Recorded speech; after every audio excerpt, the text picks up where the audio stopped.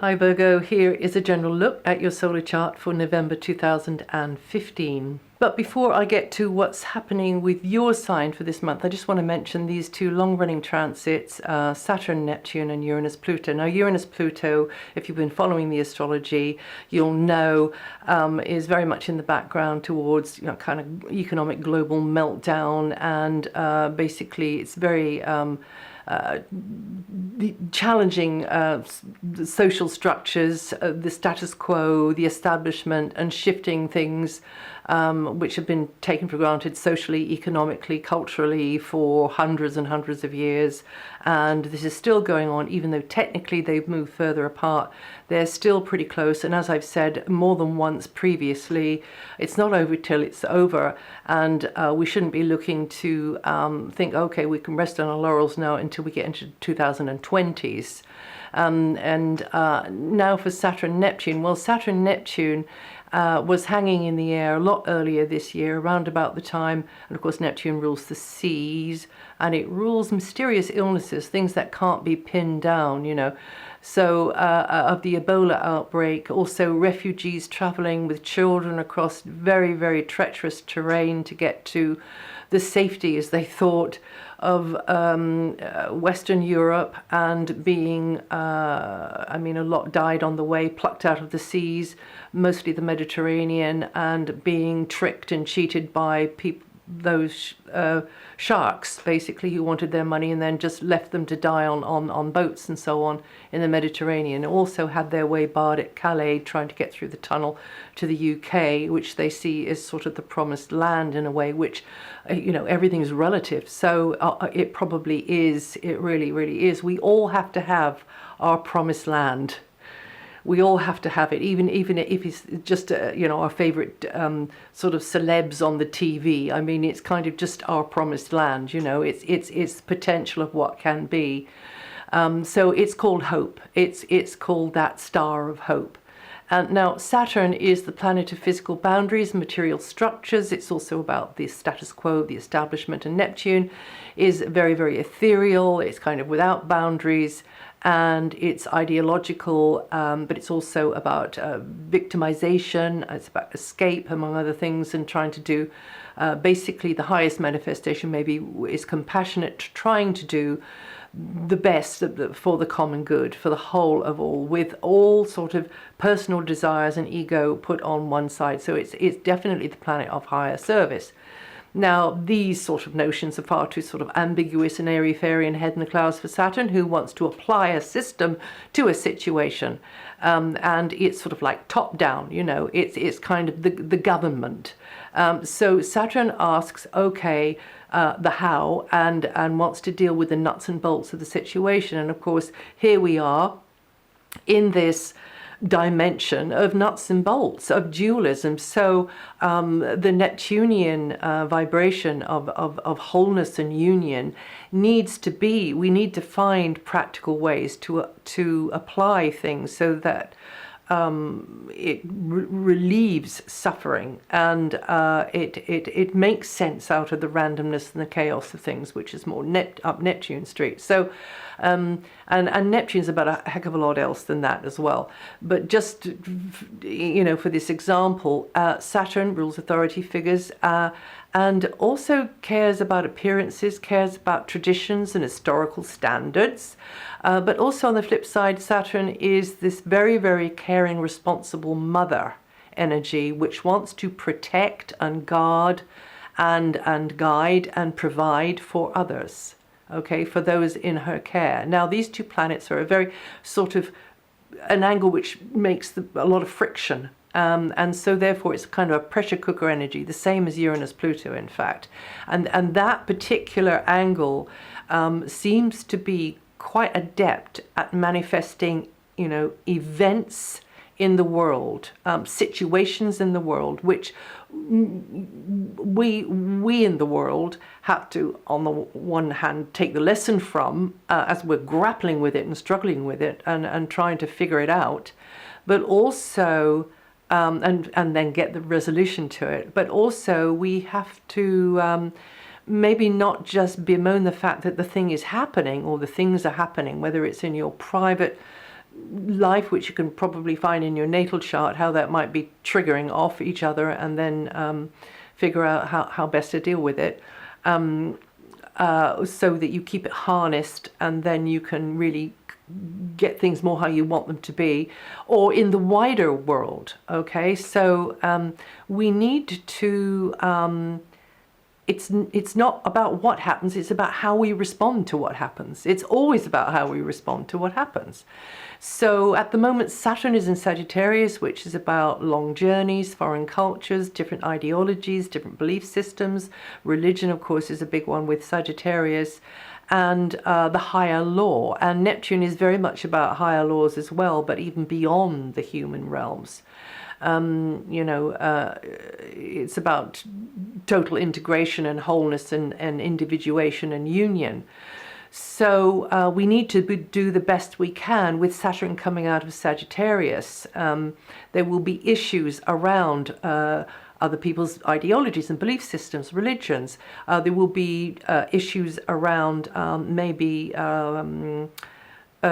integration as well of those whose cultural background is very different to another's cultural background. And this is all in the mix. It's all to do with coming into the age of Aquarius as our consciousness raises and we actually become aware of these things, whereas 100 years ago we wouldn't have been.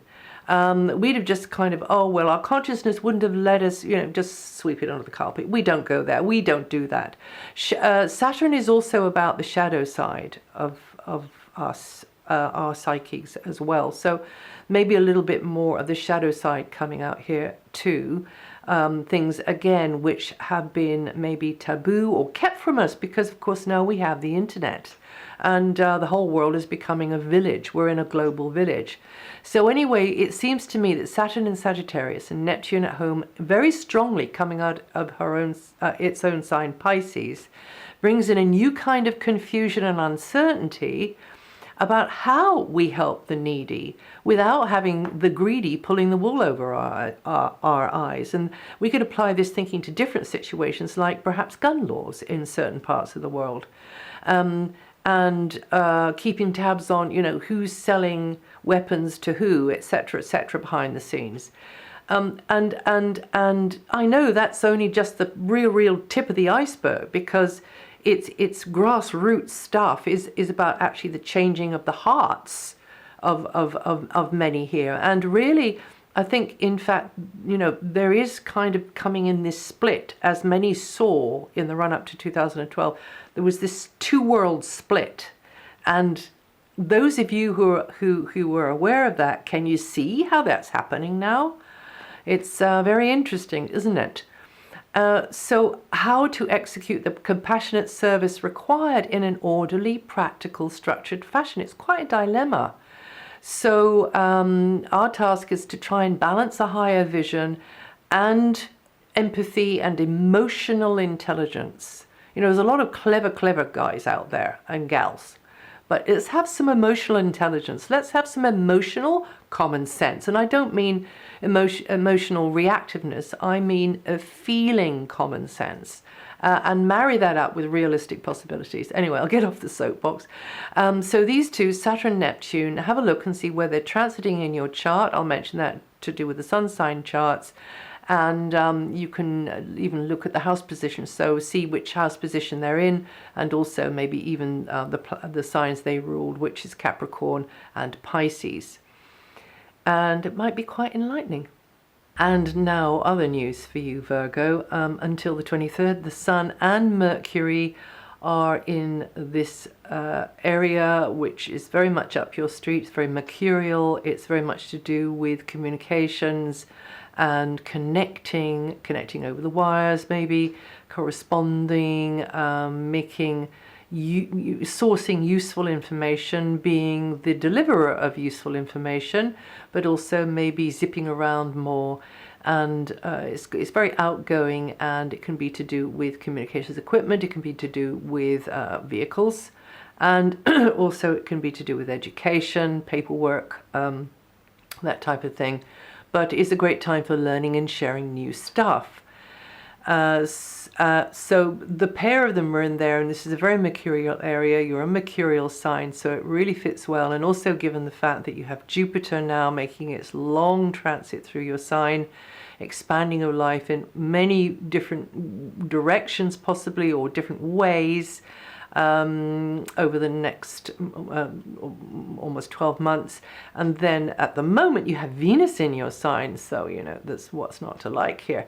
Venus is in your sign supporting a more gregarious, sharing sort of a mood, teaming up with others, enjoying being in others' company. Venus has very much been deprived of being hosted by your sign now for several months, because Venus has been in Leo. Venus came out of Leo on the 9th of October and then went into your sign, and is in in your sign until the 9th. So if you're listening to this in October, you will be enjoying this Venus energy, which oils the wheels, which brings this equilibrium. It maybe takes you out of yourself. You're not just pondering things to do with the past, maybe past relationships, so much, because Venus has been in a very, very background, introspective area to do with history, to do with the past, but also to do with maybe doing artistic things behind the scenes, or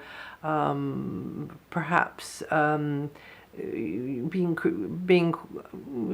being in the company of others, but in a low key, sort of low profile way, or maybe there's been a yearning sort of feeling going on. But that as I say, finished in early October, and now this is the time for you to reconnect or make fresh connections with others.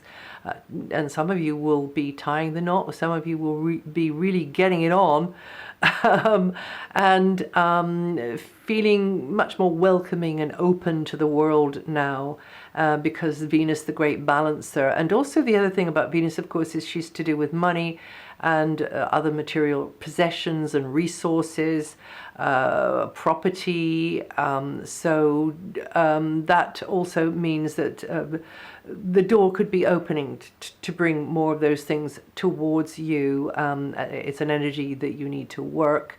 And overall, this is a good time to maybe, on the material side of life, put yourself in the environment, or reach out for making that side of your life better. And not only with Venus in your sign, in fact, from the 9th, when Venus moves into the next segment, this is also to do with money, property, possessions. So I would say the whole window there from the 9th on into the beginning of December is a good time for you to improve things for yourself materialistically, financially, also buying, selling, renting, leasing, getting a good deal, etc. Both of those transits of Venus have also a partner with them, and that's Mars, really firing it up, really, putting his foot on the gas there, and, racing at high speed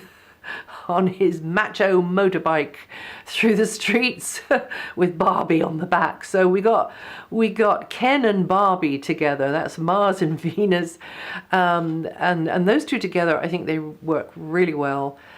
Because Mars, will give the muscle, where Barbie can lay on the charm. So it might mean romance for some of you. It might mean that you not necessarily draw to yourself a Ken, not unless you're looking for one.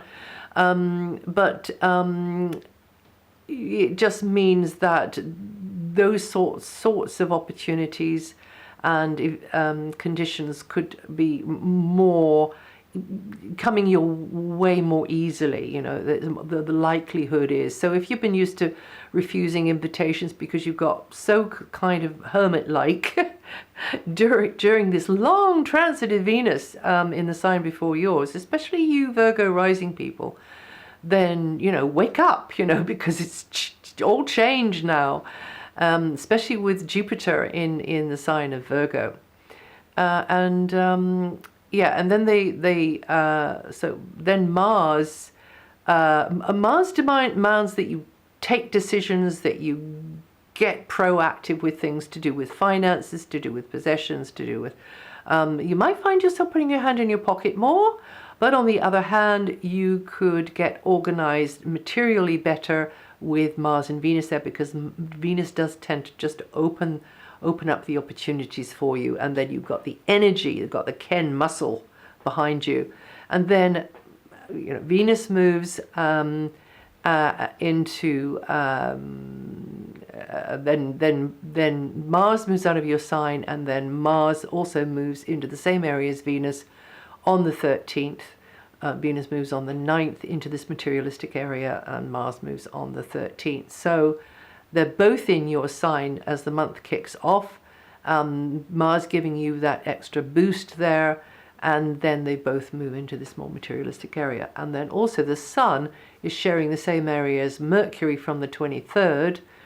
Mercury has gone into the root of your chart about property, location, about where you feel you belong.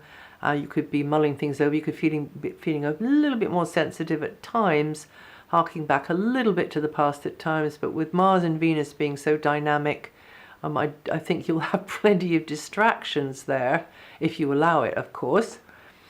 And Saturn, well, Saturn's returned to her previous position, now gone back into Sagittarius as she was at the beginning of the year, and now saying, okay, you got to clean up that dust that was swept under the carpet from the past, whether that's past decisions, things beyond your control, whether that's to do with not your past, but to do with family connections, and family members, and things which have affected them, or it can be about things to do with the parents.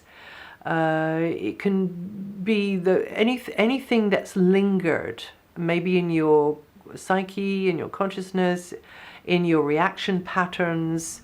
Those sorts of things now need, tidying up over this next 2 and a bit years. So outwardly, you'll have to meet your family obligations, or obligations to do with property, place on the map, that kind of thing. Maybe it's extended family, maybe it's not your blood family, maybe it's like your tribal connections. So this feeling that you maybe there's even a sense of lack there, because Saturn often does do that. That's the way Saturn likes to operate in order to get us to reach into new things. So giving you the feeling of, okay, this isn't enough. I don't have enough around me in the way that I'd like, to do with family or extended family or community or neighborhood or property. Now I'm going to reach for something better. So it might be like that as well. But things to do with the past will be swirling around a little bit more in the present, and then it's you coming to terms with that, shaking hands with yourself over that. And whether those people from the past are still with us or not, it is your opportunity to, they say forgive and forget, don't they? But it's your opportunity, I don't know, whether that's possible, but it's your opportunity to lay it to rest and just let it go. Virgo is born the 26th to the 31st of August, or with 3 to 8 degrees rising, going to feel this energy the most. Or it might not be like that. It might be about property matters. Now, Jupiter is in your sign for just under 12 months, and this means it's time for a real growth spurt in your life. Things could be taking off in perhaps new directions, and you must be guided by what feels right for you. You're going to feel more up for things and reaching out, interested maybe more in travel, meeting those from different backgrounds. And it's your opportunity to just generally think bigger about yourself and your purpose here, and what you're here to do and be, and reach for that golden ring on the merry-go-round, and don't underestimate what you're here to be and do. Don't undersell yourself. And don't be a martyr. You Virgos born the 8th to the 14th of September, or with 15 to 21 degrees rising, going to feel that energy the most. And then during this long transit of Neptune in your opposite sign, be careful that you just don't, you're not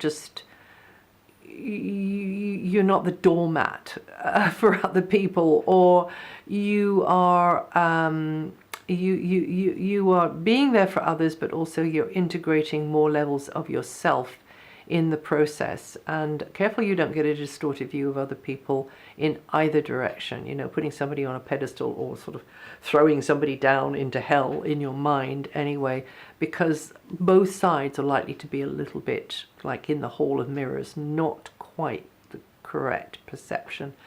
You Virgos born the 29th to the 31st of August, so with 6 to 8 degrees rise, you're going to feel that energy the most. And that's it for November. If you know your rising sign, your moon sign, listen to those. And also, if you want to check anything, you can find it all on DianaGarland.com. And I'll see you the next time.